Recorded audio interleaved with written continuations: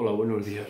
Bueno, vamos a continuar con las clases de Historia de la Filosofía Contemporánea, la exposición que estábamos haciendo, que vamos a hacer del idealismo alemán. Y estábamos hablando de Fichte, de cómo surgía el primer sistema del idealismo alemán a partir de Kant. Bueno, antes que nada, hay una rata que yo cometí, una rata no, un olvido. Cuando hablé de Leibniz en el vídeo anterior, me refería al protector de Leibniz, que era el príncipe elector de Hannover, que llegó a ser después rey de Inglaterra, como Jorge I, y que por las relaciones polémicas que hubo entre Newton y Leibniz, por la cuestión del cálculo infinitesimal, pues los ingleses vetaron el que fuese Leibniz acompañando al séquito real a la coronación de su protector en Londres. Por eso Leibniz al final de su vida cayó en desgracia. Ahí se ve un problema del llamado nacionalismo inglés, ¿no? Como dice Bertrand Russell, el nacionalismo inglés en esta polémica con Leibniz, porque por no querer reconocer la interpretación que dio Leibniz del cálculo infinitesimal, es la que después se impone, ¿no? Y acusarlo vilmente, ¿no? de plagio, pues dice Bertrand Russell que estas ideas de Leibniz fueron más bien aceptadas en la Academia de las Ciencias de París, que es donde se desarrolla realmente el cálculo infinitesimal con los hermanos Bernoulli, etc., ¿no? Mientras que en Inglaterra, pues dice Bertrand Russell que esto provocó un retraso en 50 años en el desarrollo de las matemáticas. Para que se vean estos problemas, a veces se dice que se cree que los ingleses no son nacionalistas, que son muy democráticos, tolerantes, y no es cierto. En este caso pecaron de nacionalismo por querer defender a Newton frente a Leibniz. Bueno, dicho esto, vamos a continuar con Fichte. Habíamos visto entonces cómo Fichte intenta pues hacer una interpretación de la obra de Kant polémica, porque él considera que Kant y otros como él, como Jacobi o Maimon, consideran que la filosofía de Kant está atravesada por una contradicción, ¿no? que no permite hacerla coherente ni sistematizarla. Si se quiere hacer una filosofía sistemática de Kant, hay que tomar una serie de decisiones, ¿no?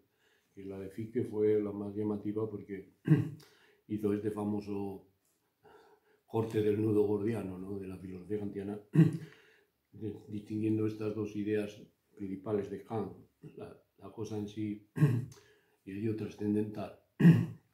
Y Fichte, siguiendo, como ya dije, ideas de lo que era un sistema, que Kant no lo tenía. Kant es un filósofo sistemático, pero no tiene un sistema coherente. El mismo Kant no tenía claro si su filosofía era un realismo empírico, un idealismo trascendental. Trataba de buscar una vía media que no la encontró, aunque en otros aspectos sí la encontró, ¿no? En este no. Y en ese sentido también hay que tener en cuenta que por esa época se pone de moda la filosofía de Spinoza en Alemania. Es descubierto Spinoza por la generación posterior a Kant, no por Kant mismo. Kant mismo reconoce que cuando surge esta polémica sobre el espinosismo en Alemania a raíz de unas declaraciones de Lessing a Jacobi, precisamente, que Lessing se declara, cuando Jacobi pensaba que Lessing se iba a declarar leibniziano, ¿no? Seguidor de la filosofía de Leibniz, porque había sido sucesor de Leibniz en la famosa biblioteca de Wolfenbüttel, que dependía del duque de Brunswick, que era el protector de Leibniz, donde Leibniz fue bibliotecario. Es una de las bibliotecas que Leibniz organizó y fue una de las bibliotecas más prestigiosas del siglo XVII. Todavía hoy se conserva. Si vais al pueblo de Wolfenbüttel, es un pueblo medieval alemán muy bonito. Y se conserva en la biblioteca. En esta biblioteca, pues también estuvo de bibliotecario Lessing, que como sabéis Lessing es el padre del teatro alemán, ¿no? Con las obras famosas de Nathan el Sabio, de una serie de obras que tienen el interés de que por primera vez se hace un teatro en alemán, que quiere sustituir al teatro francés, que era el teatro que estaba de moda en toda Europa y que estaba regido por una serie de normas clasicistas que Lessing combate, ¿no? Y Lessing, precisamente Lessing admira muchísimo el teatro español y el inglés de Shakespeare. Entonces los franceses consideraban a Shakespeare desde el clasicismo como una especie de bárbaro. Sin embargo, Lessing reivindica el teatro español, a Calderón, Lope de Vega reivindica el teatro inglés y le propone hacer un teatro alemán. Se dice aquí que empieza la literatura alemana, ¿no? La literatura clásica alemana que surge en torno a Goethe, Weimar y todo este ambiente clasicista alemán. También es Lessing uno de las figuras principales, pero Lessing no solamente era un autor de teatro, era un crítico de arte, un hombre con una formación filosófica y entra en cuestiones, en polémicas teológicas. Realmente era un polímata, ¿no? Escribía de todo. Pues recuerda un poco la figura de Ortega y Gasset en España, ¿no? Es un gran escritor que además tiene una profunda formación filosófica. Y Lessing, aunque no intentó desarrollar una filosofía como Ortega, pero sí tenía muy claras cuáles serían sus preferencias, ¿no? Y entonces en la famosa conversación con Jacobi, un poco antes de morir Lessing, que tuvo lugar en el mismo Wolfenbüttel. Si vais a Wolfenbüttel, ahí está la casa donde vivió Lessing, y en un banco ahí a las afueras en verano, por lo visto, fue Jacobi a entrevistar a un Lessing ya mayor en los últimos años de su vida, y le hizo esta confesión, ¿no? Que cuando Jacobi le pregunta qué filosofía prefería, él dijo que prefería a Spinoza, porque él decía que solo creía en lo que decía Spinoza, gen, kai, pan, en griego, ¿no? Uno y todo, ¿no? Y luego añadía eso de que los conceptos ortodoxos de Dios ya no me convencen, solamente sé una cosa, en kai, pan, ¿no? Uno y todo, el panteísmo de Spinoza, ¿no? Claro, esto cuando se publicó fue un escándalo, ¿no? En Alemania, en el ambiente cultural, y pues, surgió una polémica que hizo que se empezase a leer a Spinoza. Se tradujo por primera vez la ética al alemán en esa época, la ética de Spinoza, y se empieza a estudiar a Spinoza seriamente. Es la generación de, bueno, Goethe se interesó mucho por Spinoza, también Herder, pero sobre todo la generación posterior, la de Fichte y después Schelling y Hegel, son los que realmente empiezan a estudiar a Spinoza y no solamente se orientan por las ideas del Tratado Teológico Político, que era un poco el panteísmo, el ateísmo de Spinoza, la crítica a la Biblia y todo esto, la religión, sino sobre todo la ética. Que la ética realmente es una obra que no fue leída prácticamente, se leía solamente el primer libro de la ética, estaba prohibido. Realmente Spinoza sufrió un malditismo que realmente, pues después de muerto, fue tratado, como dice el mismo Lessing, como un perro muerto. Sin embargo, son los alemanes los que lo resucitan, ¿no? En esta polémica. Bueno, yo he publicado un artículo hace muchos años ya, la polémica sobre el espinosismo de Lessing, que está en la revista El Basilisco, lo podéis encontrar en internet, en mi página web lo podéis leer. Ahí esbozo un poco esta polémica, que entonces en España de esto no se sabía nada, no había nada. Yo tuve que ir a Alemania, pasarme una semana en la Universidad de Friburgo, en la biblioteca fotocopiando todos los libros, que los tengo aquí, y de ahí salió este artículo, ¿no? Por eso me remito a él y no voy a seguir hablando más de este tema para no salirme del tema, ¿no? Pero esta polémica es importante porque Spinoza pasa de ser un filósofo maldito, ¿no? Maledictus Spinoza, que decían, ¿no? En latín. Pasa a ser Benedictus Spinoza, bendito Spinoza, como decían los románticos que aparecen en los círculos de Jena en torno a la filosofía de Fichte, pues empiezan a leer a Spinoza también. Y claro, Spinoza les encanta a los románticos porque Spinoza entiende a Dios como la naturaleza, ¿no? Dios es la naturaleza. Deus sive natura, dice Spinoza, ¿no? Entonces, claro, los románticos, todo este culto de los románticos, la vuelta a la naturaleza, ¿no? Que vuelve otra vez a estar de moda, esto viene ya de esa época, pues para ellos Spinoza era un filósofo de cabecera, ¿no? Empiezan a leerlo. Por eso en esta época se empieza a estudiar Spinoza y se empieza a revalorizar, hasta tal punto que, claro, tanto Schelling como Hegel, ¿no? Y Fichte lo estudiaron. No solamente es que hayan oído hablar por refutaciones como Kant. Kant confiesa en su correspondencia cuando estalla esta polémica y Kant está en plena fama y no sabe qué decir, porque confiesa que es que no leyó a Spinoza, que él no leyó la ética, que lo que conoce Spinoza es por las refutaciones de Wolff, pero así todo Kant escribió un pequeño artículo cómo orientarse en el pensamiento que bueno, alude a esta polémica, pero realmente Kant no tenía ni idea de Spinoza. Claro, él mismo decía, se justificaba, bastante tuve yo con dedicarme durante 10 años a escribir, a pensar la crítica de la razón pura para ponerme a leer a Spinoza, ¿no? Mira, es que en la época de Kant Spinoza estaba prohibido, ¿no? Se consideraba un filósofo maldito, no se podía leer. En Francia recurrían al truco que se hace en épocas de censura, de refutaciones sobre la filosofía de Spinoza. Y dice, Spinoza es un filósofo ateo y tal, porque como dice aquí, todo, y ponía un texto larguísimo, porque claro, así leían el texto. Pero eso pasaba en Francia, ¿no?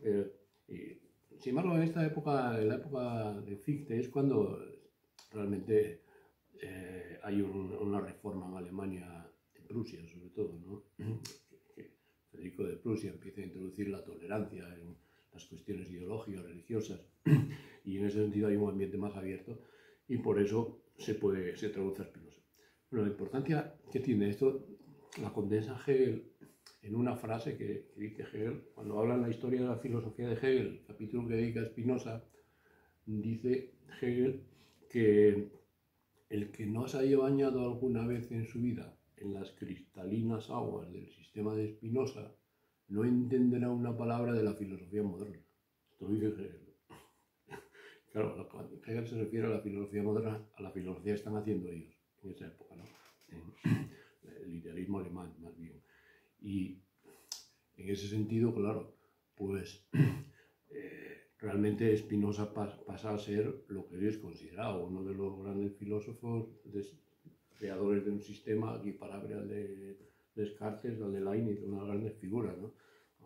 Y eso en gran parte es debido a los alemanes. España, por ejemplo, no se enteró de la obra de Spinoza en esta época. Los problemas que tuvimos de atraso, de decadencia y todo esto, pues hubo una decadencia espiritual en las universidades. Aparte que Spinoza era muy difícil de que en España se admitiese porque era un filósofo ateo o panteísta, ¿no? O estas cosas, claro, hasta que no aparece la democracia liberal en España en la segunda mitad del XIX y en el XX, ¿no? Pues realmente no había libertad de investigación para reivindicar a Spinoza. Fue Hegel, entonces, Hegel, Fichte y estos filósofos, los románticos alemanes, los que descubren a Spinoza, un filósofo que para nosotros es importante porque es un filósofo español, de religión judía. Otros dicen un judío español, pero hoy sabemos que era español, su lengua originaria, la lengua materna de Spinoza era español. Todo esto se investigó en el siglo XX y aquí en Oviedo pues, se reivindicó mucho esta posición, de que Spinoza es un filósofo español, que nació en el exilio o lo que sea, por razones religiosas de aquella época, por la intolerancia religiosa que había por las guerras protestantes y católicos, la expulsión de los judíos, todo este asunto. Pero Spinoza en ese sentido debemos a los alemanes en principio, esta reivindicación. La segunda reivindicación, que eso tampoco hay que olvidarla, que es la que llega a España, la que tiene el efecto de que hoy en España ya conocemos el Spinoza perfectamente y ha sido reivindicado por Gustavo Bueno, o la edición de las obras completas en Alianza Editorial por Atilano Domínguez. Es decir, Spinoza está reivindicado ya sobradamente, pero ¿cómo empezó esto? Claro, también había que notar que fue por los soviéticos. Los soviéticos, en la época de Tiamat, algunos historiadores, como Abraham de Borín, son los que reivindican a Spinoza como un antecedente del materialismo y del ateísmo, que era la filosofía oficial de la Unión Soviética. Entonces, claro, en la Unión Soviética, Spinoza no es visto como maldito, es visto como una especie de maestro, ¿no? Del materialismo y del ateísmo. Y esa interpretación materialista que ellos hacen de Spinoza, bueno, será discutible, hay otras interpretaciones de Spinoza que no son así, pero está ahí, que lo ven como una interpretación, un materialismo monista, es la que llega aquí en España en esa época, en los años 60, y creo que es la que influye en Gustavo Bueno, cuando Gustavo Bueno reivindica el materialismo de Spinoza, ¿no? Aunque la crítica que hace Gustavo Bueno al Tiamat es que Spinoza no es monista, que es pluralista, es una interpretación más rica que no podemos parar aquí. Bien, pues volviendo a Fichte, lo que ocurre en esa época es que Fichte empieza a leer a Spinoza y se da cuenta, pues, de que Spinoza lleva a cabo de una forma todavía más radical la idea cartesiana de lo que era un sistema filosófico, ¿no? Que es la idea de que se parte de una intuición, de un principio, y a partir de ahí se van deduciendo todas las proposiciones filosóficas. Spinoza, la ética de Spinoza sería un modelo, ¿no? de este tipo de sistema geométrico, ¿no? Está expuesto a morio geométrico, ¿no? Entonces, esto es lo que influye en Fichte para fortalecer su idea de sistema y realmente darse cuenta de las carencias de Kant, ¿no? En este sentido, que le faltaba. Y es en este sentido en el que Fichte entiende su idea de sistema, sigue mucho la idea de sistema de Spinoza. Lo único que hará es lo siguiente, ¿no? Coger a Spinoza como modelo, o a Descartes, como dijimos cuando parte del cogito, como una intuición, ¿no? Veremos al exponer la teoría la llamada teoría de la ciencia de Fichte, la Wissenschaftslehre en alemán, que Fichte llamaba también la WL-L, empezó a usar las siglas, pues son los primeros que hoy está de moda todo esto de las siglas y que salen siglas por todos lados, pues Fichte se dice que es como la palabrota esta alemana de Wissenschaftslehre, que es la doctrina de la ciencia. Cuando se refiere a ciencia se refiere a la filosofía, ¿eh? Los alemanes tienen la filosofía como Wissenschaft, como ciencia, pero no como ciencia positiva, no es una ciencia positiva.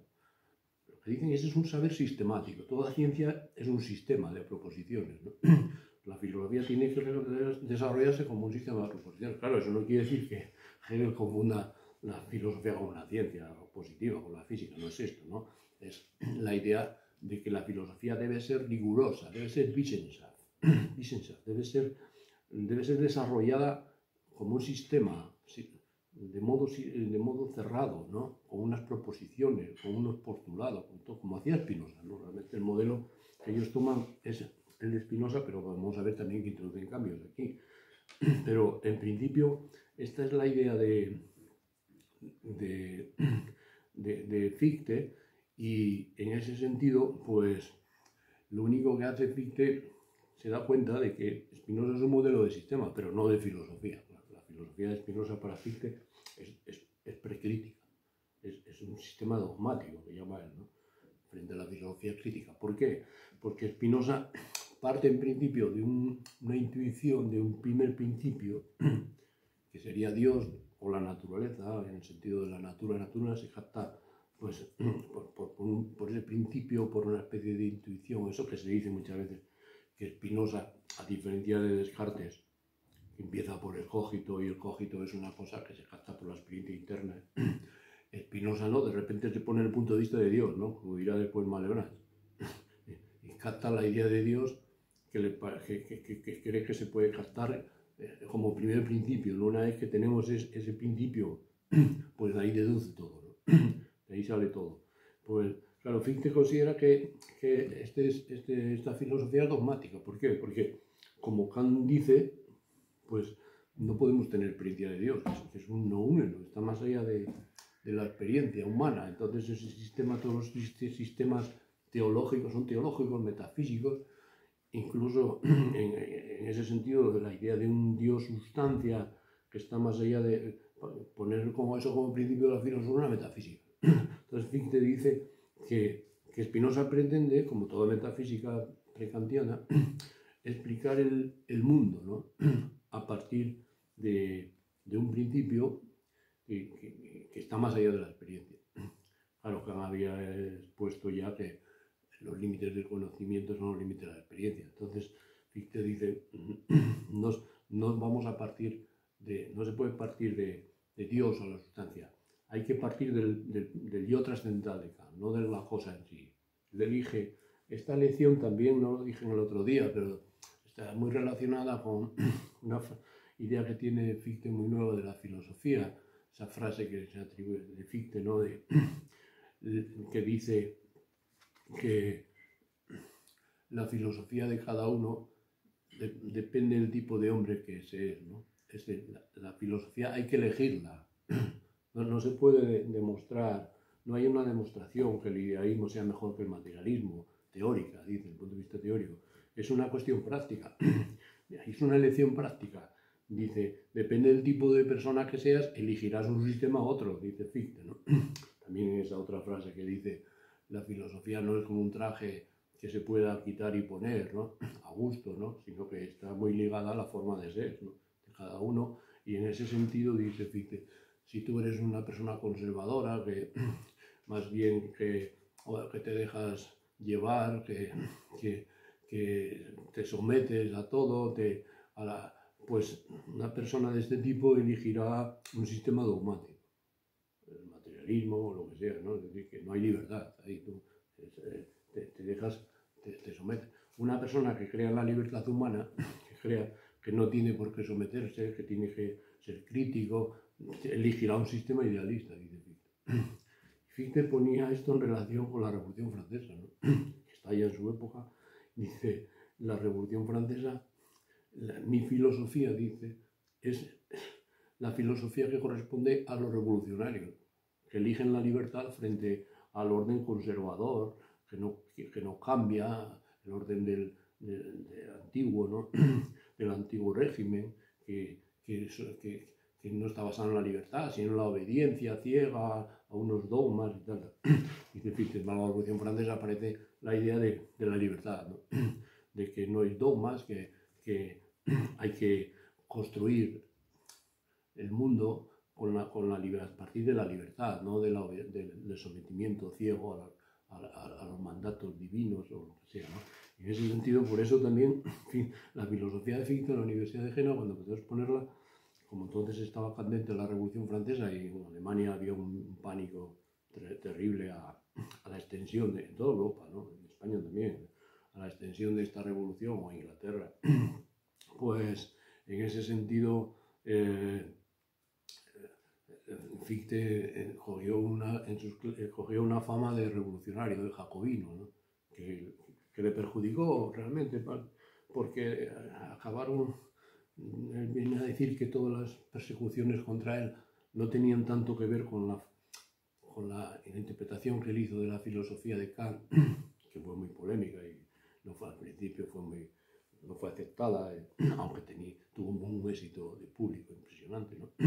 Sin embargo, decía que las persecuciones que después le acabaron haciendo de acusaciones de ateísmo y todas estas cosas que venían sobre todo de intereses políticos, ¿no? y que lo veían como un jacobino. Incluso la grandeza de Goethe está en que cuando Goethe está formando la Universidad de Jena y conoce la filosofía de Kant, entonces Goethe, que entonces era, entre otras muchas cosas, que era poeta, escritor, pues naturalista, también era político, ¿no? Fue ministrín de Cultura, que diríamos aquí en Asturias, del pequeño gobierno de Weimar, ¿no?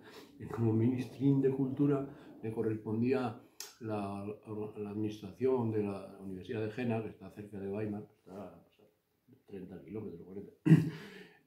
Y entonces podían nombrar a profesores, ¿no? Entonces, Goethe se propone una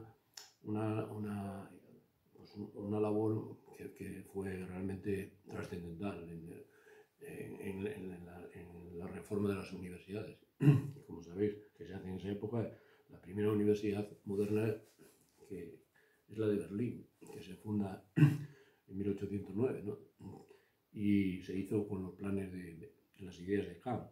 Es la universidad moderna en la que estamos, que hoy está en crisis otra vez, ¿no? A ver si aparece por ahí otro Kant que introduzca ideas para cambiar esto. Pero, en fin, en esta época, pero tiene la fama la Universidad de Berlín, ¿no? Que es la universidad después donde Fichte, cuando lo expulsan de Jena, o bueno, no, la expulsión de Jena tampoco fue una expulsión, fue que Fichte dimitió, pudo haberse quedado, Goethe le ofreció seguir, si daba marcha atrás en sus opiniones, pero claro, Fichte era un hombre incorruptible, ¿no? Su filosofía no la quería cambiar, entonces decidió dimitir, ¿no? Dimitió de su puesto de profesor, al que había llegado gracias a Goethe, ¿no? Que ahí está lo que decía antes de Goethe, ¿no? Goethe, el famoso dedo de Goethe, ¿no? Goethe se propone reformar la Universidad de Jena con una filosofía moderna, que era la de Kant. Entonces empieza a fichar ahí a seguidores de Kant, ¿no? Antes que Fichte estuvo Reinhold, ¿no? Y después, cuando Reinhold, realmente aquellos contratos que les ofrecían también eran contratos de profesores contratados, ¿no? No eran las cátedras, de los numerarios, eran escolásticos o de otros, no eran kantianos. La nueva filosofía kantiana entró con estos profesores que son contratados, ¿no? Como Fichte. Reinhold, cuando le ofrecen un contrato mejor en la Universidad de Kiel, pues se marchó, ¿no? Porque tenía familia o lo que sea. Entonces, la oportunidad de Fichte fue esta, ¿no? Que fue contratado, sucedió en la cátedra de Jena a Reinhold, gracias a Goethe, que lo llama, porque Fichte se había hecho famoso cuando publicó un escrito que se titulaba Crítica de toda la revelación, ¿no? que era una aplicación de la teoría de la religión de Kant. Y que Fichte fue a ver a Kant cuando descubrió su filosofía. No fue discípulo directo de Kant, en realidad Fichte descubre la filosofía de Kant dando clases particulares, que entonces casi todos estos profesores filósofos como Hegel, Kant, no podían entrar a las universidades porque la salida de los intelectuales en Alemania era la salida de sacerdotes, protestantes o católicos, y la filosofía que había todavía era una filosofía mayoritariamente aristotélica, escolástica. Entonces la salida que tenían después de terminar sus licenciaturas era dedicarse a dar clases particulares, como preceptores, todos ellos son, y unas dificultades muy grandes porque los trataba muy mal la nobleza alemana, muy inculta, entonces pues los trataba como esclavos, ¿no? Kant consiguió entrar a la universidad, que le costó también mucho trabajo obtener la cátedra, y después y precisamente es cuando Fichte descubre, dando clases particulares, a un alumno que le pide que le explique la crítica de la razón pura, que era un libro que se puso de moda entonces en las universidades, y precisamente ahí es donde Fichte descubre a Kant. Al descubrirlo, pues las cartas que tiene, pues dice que su vida cambia, que ve el mundo de otra manera, que está maravillado con la filosofía de Kant. Hasta tal punto llega su admiración por Kant que cuando lo despidieron en Polonia de su trabajo de profesor, de preceptor, pues decidió ir andando hasta Königsberg, ¿no? Andando hasta Königsberg, fue a ver a Kant. Pero claro, le declaró su admiración y Kant dijo que, en fin, que no, Kant era famoso, pero no le podía ofrecer trabajo. Y entonces, como compensación, le pidió un escrito suyo que Fichte le había presentado para que viese cómo aplicaba su filosofía, y que era este escrito que dijimos. Y Kant le pidió a su editor, que eso sí tenía influencia Kant, que lo publicase, ¿no? Y al publicarlo, el editor, bueno, un escrito religioso que era muy típico de esa época, lo publicó de forma anónima. ¿Sí? Y entonces el público creyó era el escrito que estaban esperando de Kant sobre la religión. Kant tuvo que en el siguiente número pues desmentir esto y decir que era de un joven llamado Fichte. Y ahí empezó la fama de Fichte, ¿no? Como escritor, que se vio como alguien que podía escribir un libro que es digno de Kant, ¿no? Entonces, y por eso Goethe se fija en él. Y Goethe entonces, cuando César Reinhold lo llama a ocupar la cátedra, sabiendo Goethe sus ideas jacobinas, ¿no? Goethe tenía miedo de introducir allí un jacobino en la universidad, que le armase una revolución, pero después de conversar con él, pues yo me doy cuenta que Fichte era un hombre moderado, tampoco es que era un radical revolucionario, era un hombre muy razonable, ¿no? No era, y entonces es cuando le abre las puertas y Fichte empieza a dar sus famosas clases en la Universidad de Jena, que se empiezan a llenar las clases de alumnos y empieza la fama de Fichte, ¿no? Fue durante 5 años nada más, de 1794 hasta 1799, cuando abandona la Universidad de Jena y se marcha a Berlín. Ese periodo es el periodo más brillante de la época de de Fichte, y es el periodo en que va desarrollando la famosa doctrina de la ciencia, ¿no? La Wissenschaftslehre. ¿Cuál es el problema que tiene esta obra? Aunque Fichte pretende ahí desarrollar un sistema, ¿no? O sea, elevar los resultados que había obtenido Kant a darle la forma de un sistema coherente, ¿no? Que sería un sistema idealista, el idealismo de Fichte, ¿no? El primer sistema del idealismo, además, realmente de Fichte. Hubo otros intentos antes con Reinhold, pero vamos a ver que no podemos parar también en esto, porque es un tema amplísimo. En fin, estamos haciendo aquí un recorte de todo lo que podemos. Porque el sistema de Reinhold no era adecuado y porque Fichte tuvo más éxito, ¿no? En fin, eso fue así. Y el problema es que Fichte desarrolló el sistema, pero cuando uno va a leer las obras de Fichte, pues resulta que de esta época, no hay una obra perfecta, diríamos, no hay varias. Fichte cada curso vuelve otra vez a reexponer el sistema de otra manera, hace cambios. La obra más influyente